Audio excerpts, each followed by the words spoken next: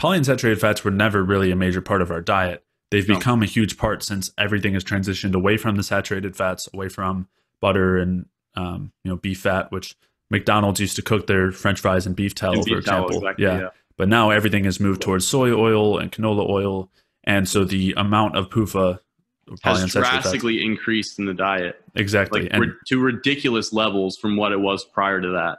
yeah, and so when people want to blame some aspect of our diet on all of our current health issues, a lot of times they go to sugar and point out some association between increases in sugar in our diet and increases in polyunsaturated fats, or sorry, and increases in chronic health conditions. But if you look at the trends with polyunsaturated fats, I think it's much better for explaining. Yeah, the line is a better fit. Yeah. Yeah. So earlier, and I think in the early 1900s and then in the late 1800s, autoimmune diseases and cancer were relatively unheard of. It was like you come into the hospital and somebody has an autoimmune disease or a cancer or something, and all of the physicians go in because it's like a learning experience. Now it's commonplace. I mean, even in for the young hospital, people.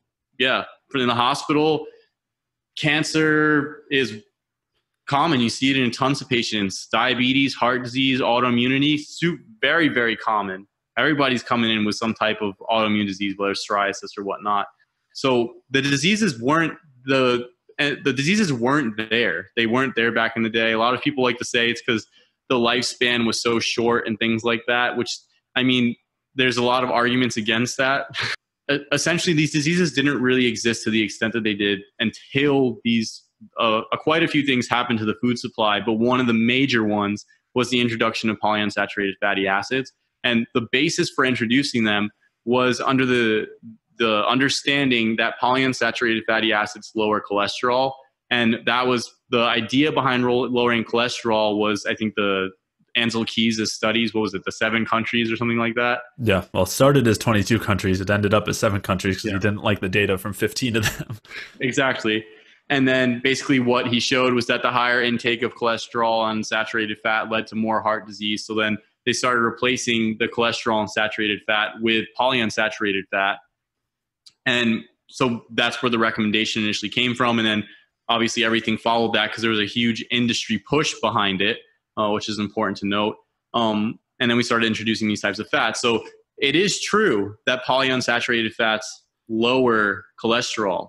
However, the mechanism of lowering cholesterol is always important. Now, this isn't to say that high cholesterol isn't a problem, because high cholesterol is a problem, but not necessarily due to the cholesterol itself, more so to why is the cholesterol elevated in the first place. And it can be from an infection. It can be from any type of thyroid disorder. It could be from any type of metabolic issue or conversion problem with the cholesterol, things like that, or like a liver problem, anything like that. So it's more, we want to look at what's going on specifically with why the cholesterol is elevated, not just lowering it and treating the cholesterol as the initial problem. And when you start to look at some of the studies of how polyunsaturated fats lower cholesterol, and I think before I get to that, it's important to note that most of the cholesterol that we have in our bloodstream is produced by our liver.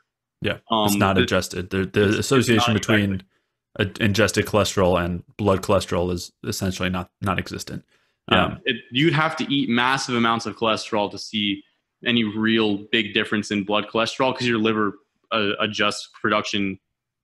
Go ahead. Yeah, well, I mean, even there, blood cholesterol is like the production of cholesterol and blood cholesterol aren't necessarily even related because that has more to do with how much cholesterol is let out into the blood and not taken back in, as opposed to how much is in existence inside the body. Like cholesterol is used throughout all sorts of our systems. It's not only a bloodstream product. I mean, it's all over the place. Yeah. So then the real question is, how is polyunsaturated fat actually lowering the cholesterol? And there's some studies basically showing that the lowering of cholesterol is due to damaging some of the cells in the liver's ability to produce and export the cholesterol. Yeah. So that's not really a great mechanism for which, and it's due to the peroxidation products.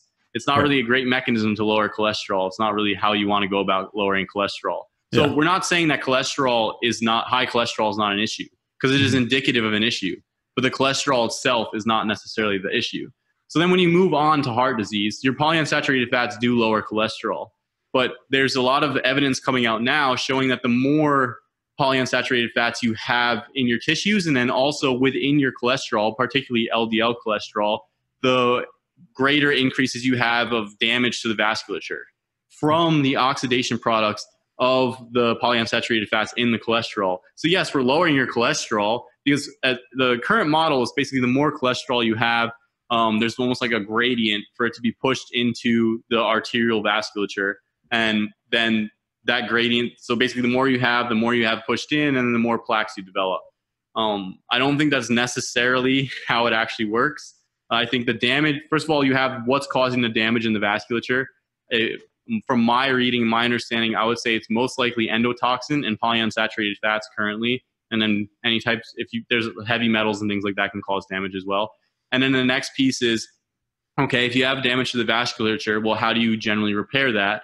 And if you look at any of Linus Pauling's work or anything like that, vitamin C is the cofactor for the enzymes with copper and certain amino acids like glycine, proline, and what's the other one? Alanine.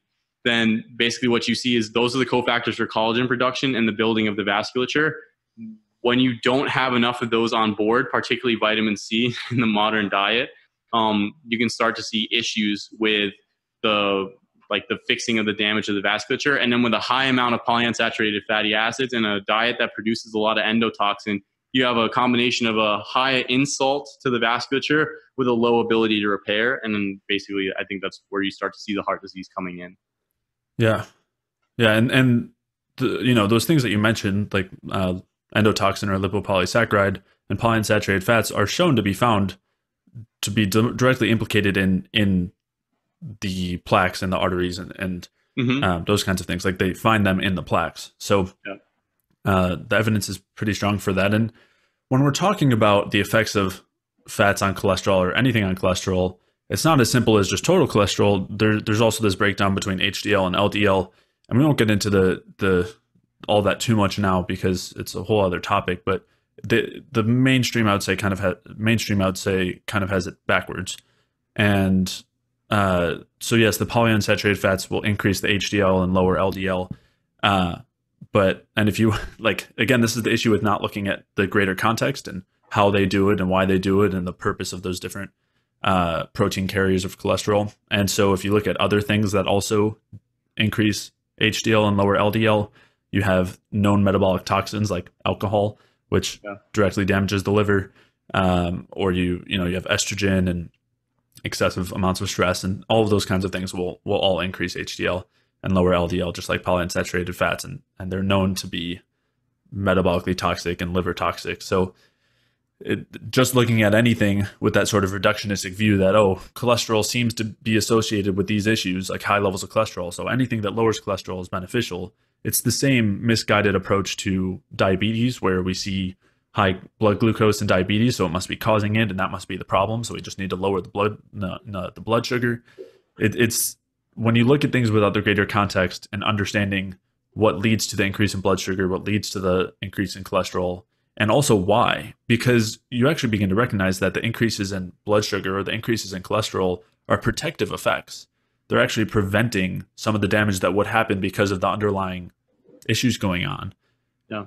And so by having this reductionistic approach of, we just need to lower the cholesterol and that'll fix the problem, often makes it way worse.